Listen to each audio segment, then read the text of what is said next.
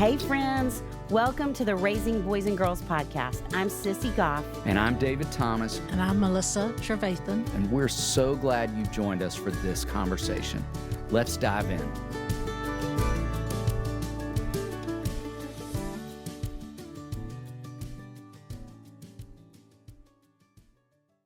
She needs no introduction whatsoever, but Annie F. Downs is a New York Times best-selling author, sought-after speaker, and successful podcast host based in Nashville. Engaging and honest, she makes readers and listeners alike feel as if they've been longtime friends.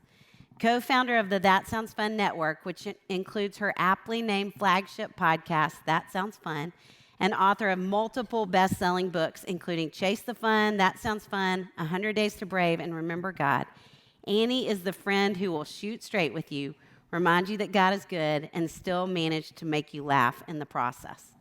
Y'all, let's welcome Annie F. Downs. Woo! Hi. Hi. You're so kind. Hi. Adore you. Aww. Well, if you want to learn about parenting, I'm here. So, Well, gonna do here's it. what we want, is we want to know if we can be some of your mini BFFs. oh, yes, certainly. Anyone is welcome. Or your senior BFF. Yeah, we'll you take are. any Y'all are stuck version with of that your already. BFF. Yeah, that's right. We're going to need some advice from you, friend. So this is our very first podcast live, our very first night of tour, our very first time of doing this. We've never been on tour together, and you're a seasoned pro in that space. So we need you to tell us, what do we need to know about touring? And let me just say, too, Annie, it feels so fitting that you would be our first podcast live guest on our first night of our first tour ever, because if you and Kelly had not started this network, we wouldn't even get to do this. Like, do you know how grateful we are for you? Yes, we are. Will you all thank her for that? For all that she does. Yeah. It just for took our me too world. long to get the earrings in. No need to clap. First of all, that was incredible. I mean, most of you, probably all of you in here are parents, because that's who this is for, but as a non-parent person, someone who has not birthed children that I'm raising, it is so helpful for y'all to teach me how to parent myself. Because when we parent ourselves really well, which is what all the anxiety stuff is about, when we parent ourselves really well, we parent other people really well. And so thank y'all for teaching us that. The trick to touring is sleeping. Honestly, because you are expending so much energy. This is so different than our normal lives, right? Like, you don't have anything to do until 4:30, and then you're busy from 5 to 10. And so I am still buzzing at midnight when normally I'm asleep at 9:30. And so your whole rhythms are going to change for this weekend. So just listen to your body, for starters. Okay. And also, the other thing I would say to you is what this tells you. I hope what this tells you is that there are people on the other side of the work that you never see. That's the tricky thing about podcasting, is you never see the people. You see the numbers, and that matters, but you never see their faces. But you're seeing tonight, and for the next 3 nights, you're going to see all the faces of the people who are better humans because y'all exist and because of the work you've done for us. And so I hope you receive that they can't all walk up to you and say that, but them sitting in the room says, because of who y'all are, I get to be better at who I am. And that helps us a lot. How many of y'all love Annie's podcast? Well, I'm very good at talking. Yes. Okay, so being a seasoned writer and podcaster, we want to know what you hope people will gain from the words you're putting into the world. You know, that's really, can I say crisscross applesauce? Are we that comfortable around here? Totally, Yes. we are, yeah. Will y'all still be able to see? Are we still friends back there? Okay. I didn't do crisscross applesauce, just so y'all know. I know what I didn't do. Can you see her over the pillows? Yeah. Okay, You good. guys, you know, Sissy, that has changed over the decade that I've done this. This became my full-time job on April Fool's Day, 2012, which is perfect. I mean, of course, of course. And so it's been 11 years. This has been my full-time job, writing, speaking, podcasting came in 2014. I used to want to write books. When I started, I thought, I want to write books that my grandkids can read, that introduce them to me. I wish I had that for my grandparents, I wish I had, what were they like at 30? What were they like at 19. You know, I mean, we have pictures and stuff, but I want their stories. It's one of the reasons anybody who says, I want to write a book, I go, write a book. Your kids, if nothing else, your kids will love it. So it started like that. It started, what I hoped the world got was that my grandkids had a book they could read. And then it's become, I made this joke on Insta story today that the only thing I've actually become really good at is being me. I'm not very good at, like, I'm not a good actress and I'm not a good this, that, but I've kind of sorted out what it looks like to be Annie. And so what I hope people gain now is a friend that they feel like is authentically them. Because I mean, just like what y'all do, I hope that the more money I spend in counseling helps the people on the other side of my work not have to spend as much, right? Yes. That they gain from being friends with me. And so that's what I hope. I hope the writing and the podcasting feels like friendship.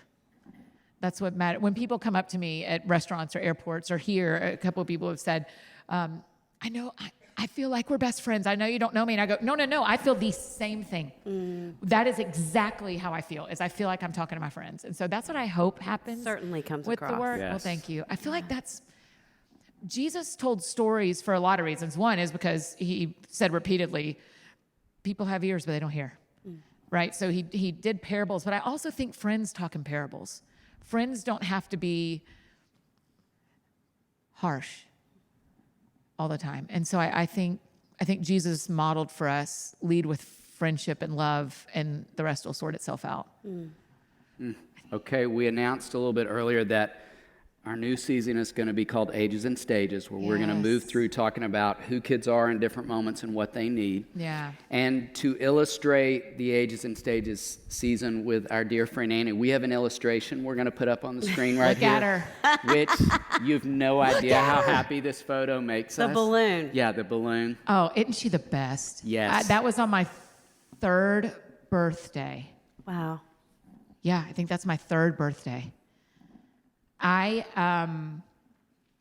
went to Onsite a couple of years ago, and it helped me so much. It's an extended counseling experience you can go to. It's outside of Nashville. The one I went to is called Living Centered Program. It lasts for about 5 days.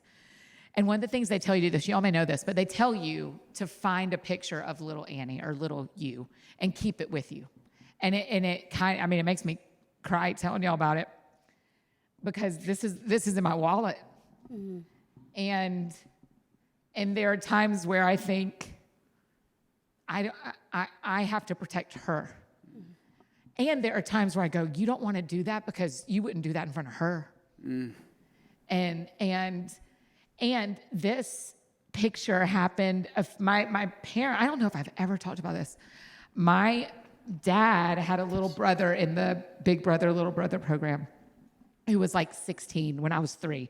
And he was so cool. I mean, like, he would spend the weekends with us a lot.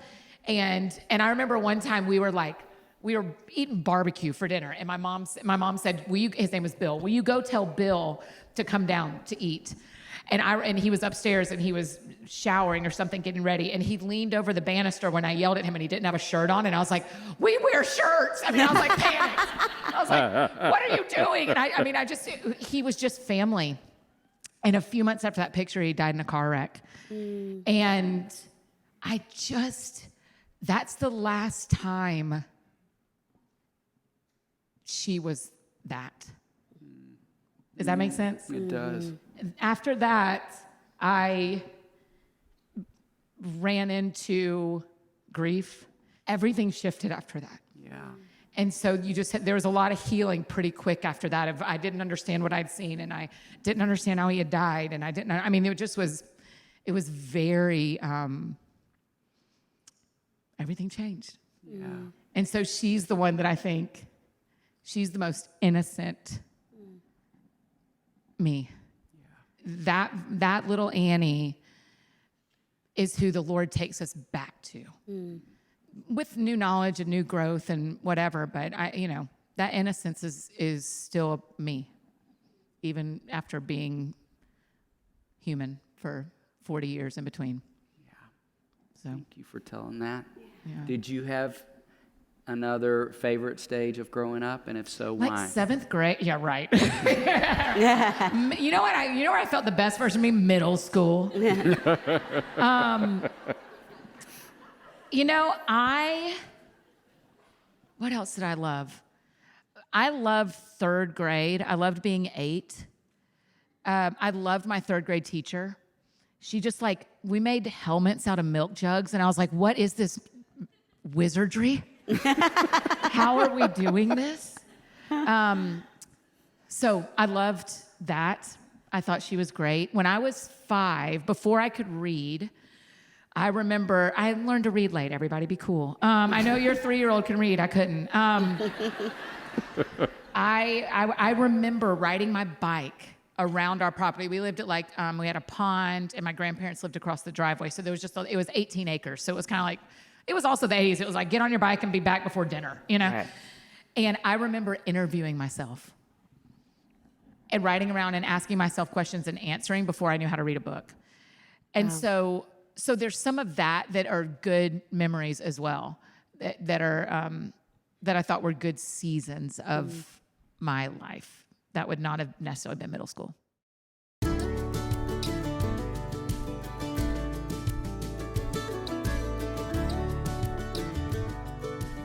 We had a conversation a while back about feeling stressed and sluggish. We have that conversation all the time. Until we started drinking AG1 daily, Sissy, I could feel a real difference in my energy level and also my focus. That's because AG1 is a foundational nutrition supplement that supports your body's universal needs like gut optimization, stress management, and immune support. Since 2010, AG1 has led the future of foundational nutrition, continuously refining their formula to create a smarter, better way to elevate your baseline health. My focus is so strong, I just caught everything you just said. David, I replaced my multivitamin with AG1. I love that every scoop also includes prebiotics, probiotics, and digestive enzymes for gut support, magnesium and B vitamins for energy support, adaptogens to balance my body's stress level, vitamin C and zinc to support my immune health. Okay, my focus is strong, but I did not catch all of that. Well, catch this. If you want to take ownership of your health, it starts with AG1. Try AG1 and get a free 1-year supply of vitamin D3K2 and 5 free AG1 travel packs with your first purchase. I love those travel packs. Go to drinkag1.com/RBG.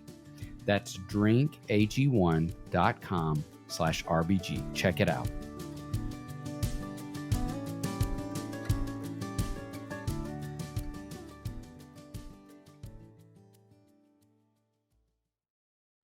That was my next question. When did you see evidence of that little Annie and this Annie coming together? And I would imagine riding your bike and interviewing yourself. Yeah, and that's silly because That's you know amazing. the thing I pursued first was teaching elementary school. I taught elementary school for 5 years. I did so because of my 3rd grade teacher, Miss Albers. I was like, well, I'm doing this job.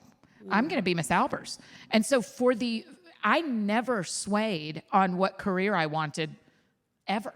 I mean, I went to Georgia, go Dogs Sick 'em. I went to Georgia with the understanding that I was going to teach elementary school because of my 3rd grade teacher. Wow. And so it is only after that dream kind of completed and the door opened for this that I went oh, I did this too. I did this too. But I think I have one calling. It's just had multiple expressions. Yes. Right? I know pretty clearly God put me on the planet to entertain people till they learn something. That's it.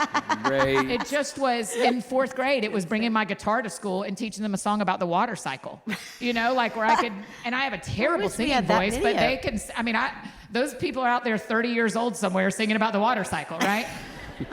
But now it looks like what happens in my books and what happens at Cross Point Church. And, it is still, and what happens on the podcast where you go can we talk about something and laugh enough that then we turn a corner and someone has learned.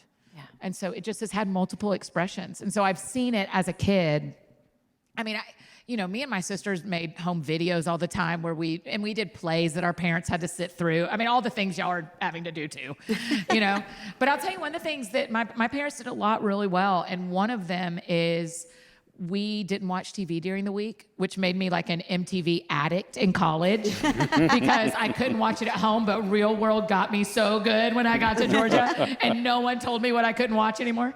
I was a rebel. But I mean, we didn't watch TV on the weekdays, and if we got bored, it was like sorted out. And so I wrote and read a lot and rode around on my bike a lot. And so it made for creativity that I wouldn't have had, that I still, if I'd had Instagram as a kid, I'd still live in my parents' basement, which is fine if you do. It's fine if you do. My reasoning would have been wrong, not the actual thing. Okay, on that note of your parents. Living in their basement? What did you need from them? Or what is something, that's obviously one thing, anything else that you would say they did that really made a difference? Yeah. Our parents are parented differently than my friends are parenting, right? And I think that's good and bad. I think it's both. I think it's good. My parents did a lot really well. My two sisters and I are all very different. And they never parented us as, this is what we do, everybody get in line. I went to public school for 10 years, private school for 2 years. My next sister went to public school for 4 years and then private school to finish. My third sister was homeschooled in private school. And so it was very like, what does each kid need? And what does each kid need each year? And I thought that was really admirable. Now I do. At the time, I didn't care, but now I think it's really admirable that they parented us when it came to school really independently. My dad is a CPA, and so, from January to April, it was a single parent home in a lot of ways. But on Saturdays, when he would go to the office, he would take us with him a lot, and we'd go and get a Blimpie sandwich. And then we'd go to Eddie's trick shop and get a new trick, a new magic trick we could learn. And then we'd go to Dad's office for the rest of the day. And so we didn't do it every weekend, but we did it enough that I remember going to Blimpie and Eddie's trick shop. And so it's like, yeah, he was sitting in his office doing work, but we were there. And so there were things like that I thought it was really special, that now I think, man, that was so special. And they made me go to church. And for all the troubles we all have with what happened in the 90s in churches and purity culture and all the things, I hear you. I see your comments. I also loved God young, and I would not have known to do that myself. And so I'm thankful that I used to joke that if the doors were unlocked and the Coke machine was taking quarters, we were there.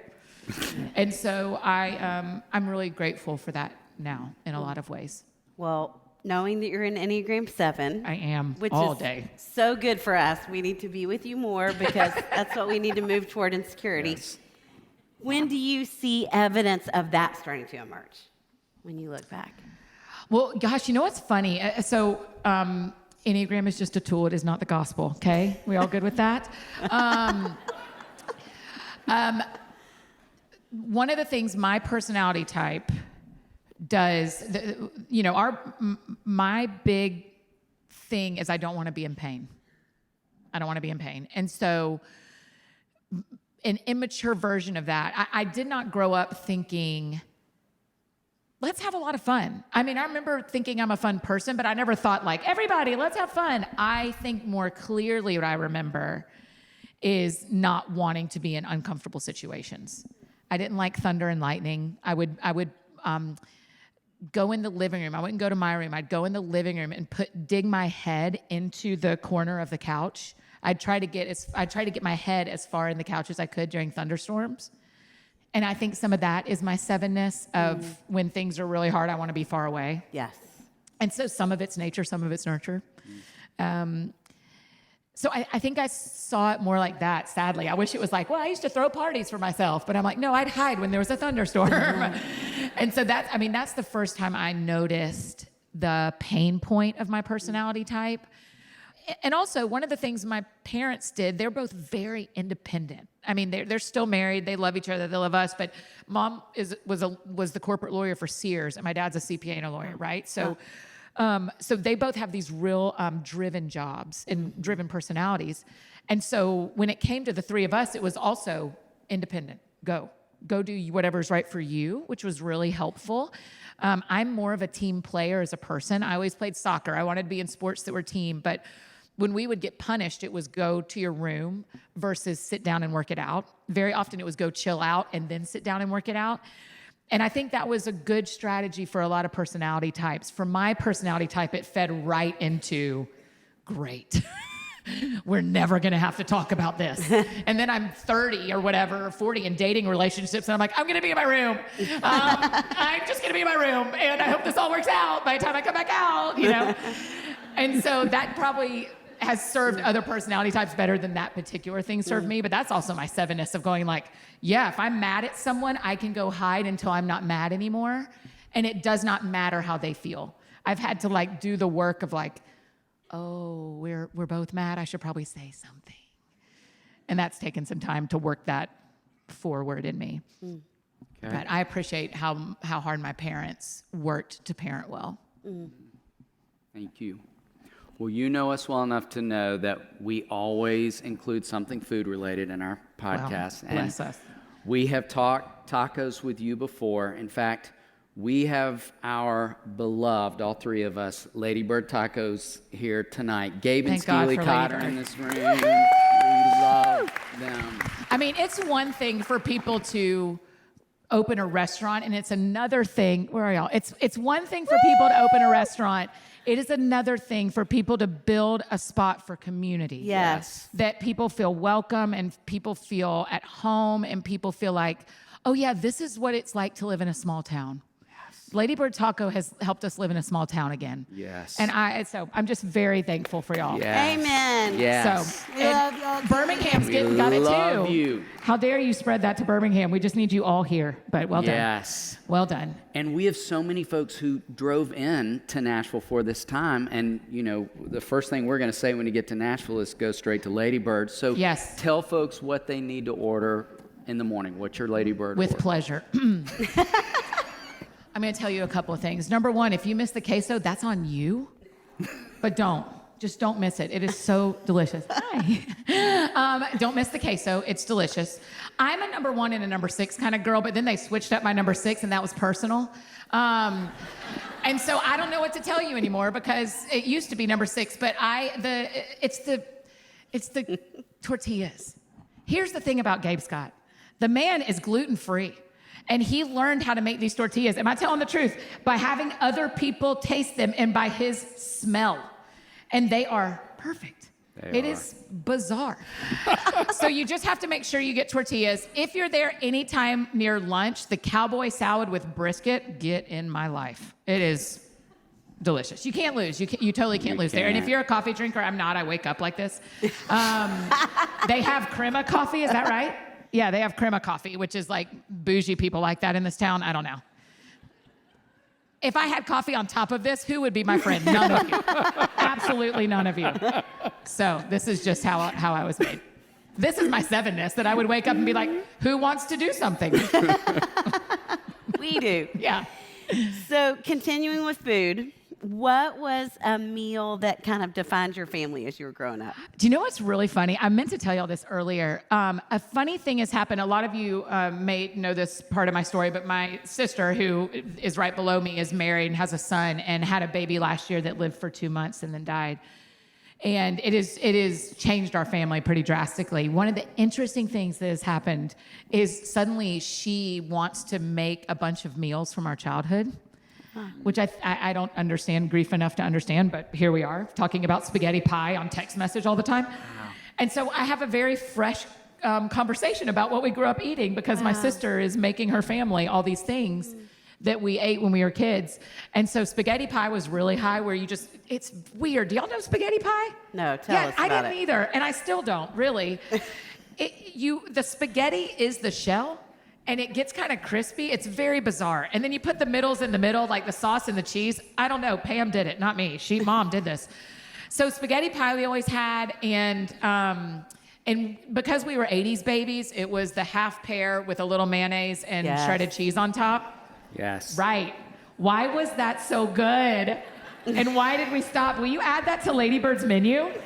Just half a pear. It's just half a pear, a little dollop of Duke's, and some shredded cheese. But it's got to be fresh shredded cheese. That bag stuff is for the birds. So make the real stuff. Yeah, okay. So that's kind of, I remember that so clearly. And girl dinner, just regular noodles with cheese and butter. Interested. We would do that a lot too. My mom also did rice like 5 nights a week, and I do not eat rice anymore. I went off to college and turned on MTV and turned off rice. It was like, I'm done. So people are like, we're gonna have rice at this. I was like, no, we're not. No, we are not. Anyway, Thank you. love y'all. Thank you for We having love me. you, Thank friend. you guys. So thankful.